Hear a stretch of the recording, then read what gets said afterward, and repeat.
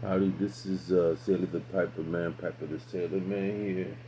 I'm still on the top of the mountain, and this is Random Thoughts. I'm leaving tomorrow, uh, back to my home, about 3,000 feet closer to sea level, and it seems like I've been waking up 3 o'clock in the morning. I get up, say thank you, Lord, for another day, another life.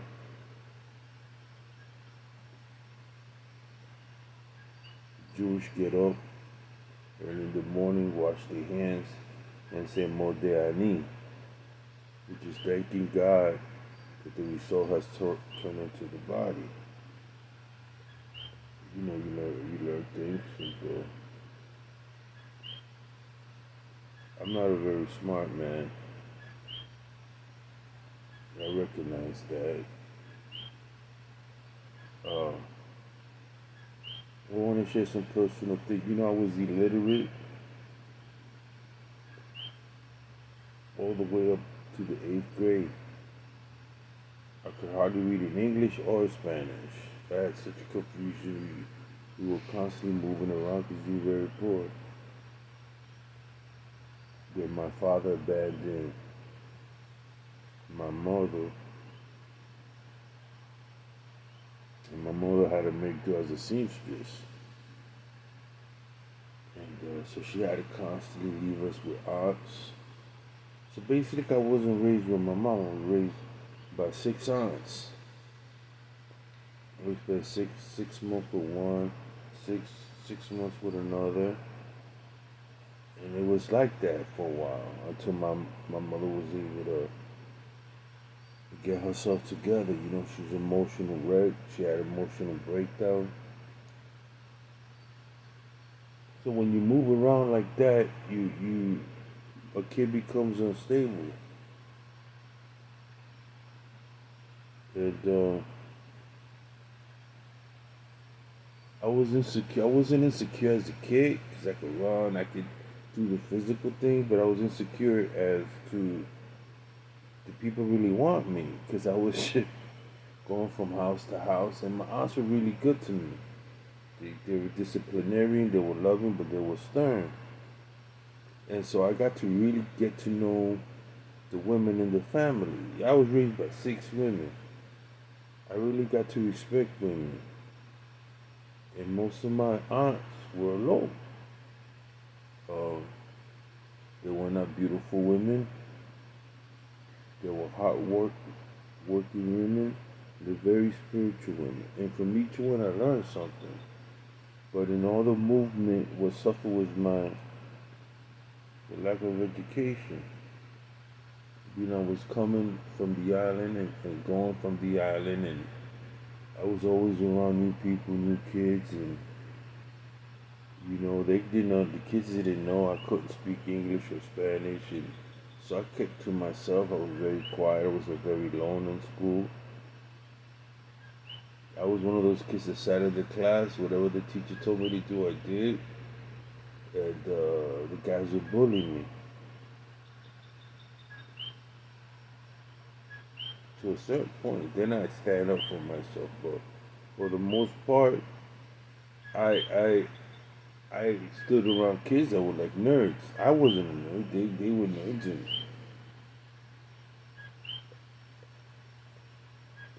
they knew. I didn't know, so I befriend them because they were smart and they knew the work. From time to time, I get one or two kids that really took an interest in me, and they would teach me mathematics or science and things like that. But I was really hurting pup coming up, very insecure as far as my academics, literary. Then I would go to the public library, and a librarian saw me always going back and forth, looking at the books, taking out the books, putting in the books, and it was just white, beautiful woman, white lady, mid mid 50s, and she goes, "Can I help you?" And I go, "Man, I want to read those books, but I don't know how to read." She goes, "What?" Says, "How did you, how did you make it to the eighth grade?" And I told her I faked my way, like I could do, you know. So she had this program, reading program for illiterate kids, and I would sit there. It was huge VHS videos before the VH format came out. They used to have them, and it was phonetic. You put these ears on, and you can emulate, imitate. So she began interested in my wanting my reading level to go up, and as my reading level went up, she began giving me appropriate books for that particular reading level. So I began taking an interest in books. And then when my reading level really got good, man, it was like a whole new world opened up to me. So at a young age, I was teaching myself. The teachers didn't even going to teach me. I understood that I had to teach myself, you know? And so I began like picking up French books and learning the rudiments, the elementary level. Picking up Italian books at the elementary level. Whatever history was I loved history, you know. I loved archaeology, anthropology. I liked anything that was from the past, you know. Then I began studying my heritage, and then when I got really good in the college level, really, that's when I taught myself philosophy, man.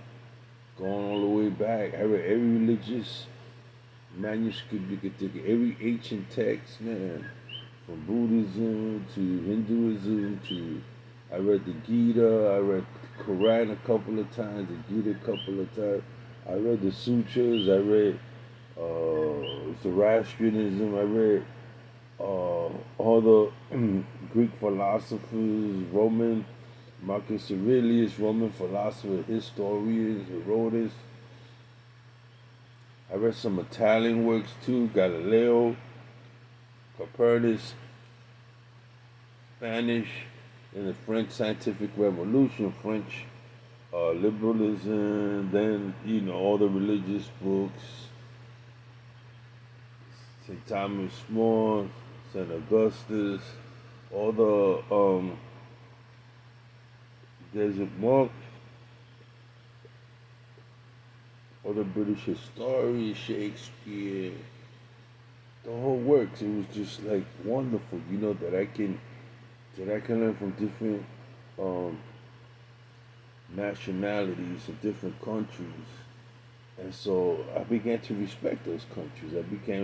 I started reading on the Irish and the Italians, what their contributions were. Spanish. I didn't see them as anything other, these different cultures to enjoy and learn from. The Danish, the seagoing ships, which I really love the designs. You know, they were good. And I saw these cultures that had something to give to society. I love the backwoodsmen, mountain men, living off the land, and I taught myself. I became a Boy Scout. I began teaching myself. I love the outdoors, bass fishing, trout fishing, being able to build a cabin, living up in Seattle, seeing the lumberjacks, living out in the desert. I really love the Western history of America and the Wild West. At one point, you when you're a young kid and you're reading books, you tend to fantasize and put yourself in their situations. I love the backwoods, Appalachian Mount trails. I was at these people, backward people. A lot of people say, "Oh, they're not educated," but they could do, man. I don't know one cat that lived out in the desert that cannot soup up a V8 engine, man. There were more guys who were supercharged cars. And I learned that later on in life when I would go out there to Mojave Desert. You needed a car to get you from one place to another. And you needed a V8 engine, and you needed soup. We called it souped up. I mean, you had to modify it.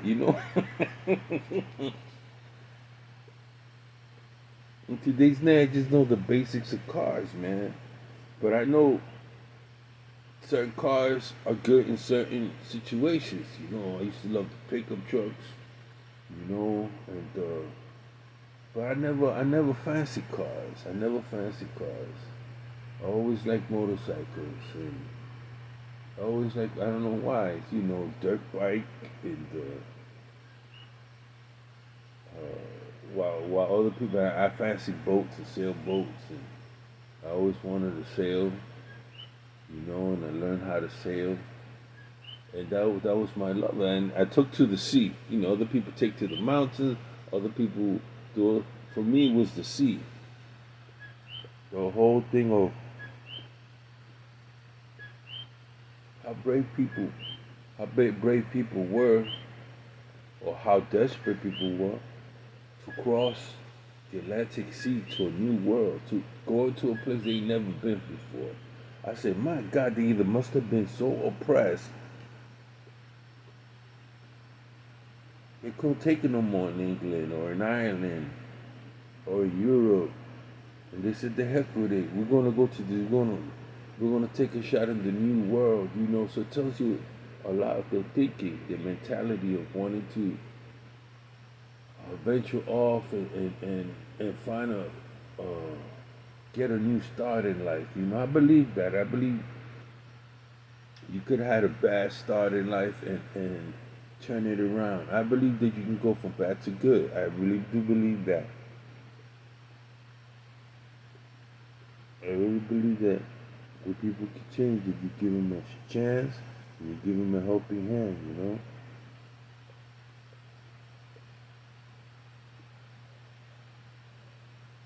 I'm one of, I guess you could say I'm like this overachiever. I have to compensate for the fact that I don't have an IQ level 175. So I realize it's important to have common sense. My mother was that way. My grandmother, my old folks, grandparents and stuff like that, they had like fourth grade educations, five grade educations. Some of them barely finished third grade. They had to work. But one thing they were good in math and remembering math. Arithmetic, basic business math. They were brilliant. They didn't have to sit down write anything. They didn't need calculator to this day. I got a little of that. I'm good with numbers. I mean, I might not be great with calculus, you know, uh, but I'm good in geometry and I'm good in arithmetic. I see, I see, I see the common sense in it. For carpentry or for the basics in life that you need to know math. So that's what I stood. You know, I stood. To learn, and I was always one able to grab manuals, study it real quick, and memorize because I've had to memorize letters and words photographically, and so that part of me, my photographic memory was good, and it suited me well when I became part of a recon team. You know, they would take photographs, and my mind, my mind could look at something for a long time, and then I could draw it. You know, I could tell them exactly the location, and I would be off by a millimeter, man, or a foot from aerial view. I could look out from a helicopter. I could measure the distance, our height, the depth of field. You know, so I gained a lot of respect. The fact that he's a quick learner. Give him a manual. Give him a couple of hours. You'll see. You know, some other people are brilliant in some other ways. You know, and I look at these trout fishermen, these bass fishermen, and I'm talking about the ones that didn't have all that equipment. Before there was all that electronic, you had to study it late. And you go out there. I went out there a couple of times to North Carolina. I wasn't a good bass fisherman. Never was. But these guys were so good. They would know, get the knowledge, pass on. I went down to Cajun country to the serious backwoods, the alligator hunting. You know, spent time with Cajun, learned Zydeco music. So, you know, one thing I want to say is you can learn. Even when you're old, I'm constantly learning. I'm learning now more about land than anything else. How important it is. I got great respect for farmers. Great respect for farmers, man. I see farmers tend to be the most spiritual people probably on the face of the earth. They're so connected to the earth. You gotta have some spirituality.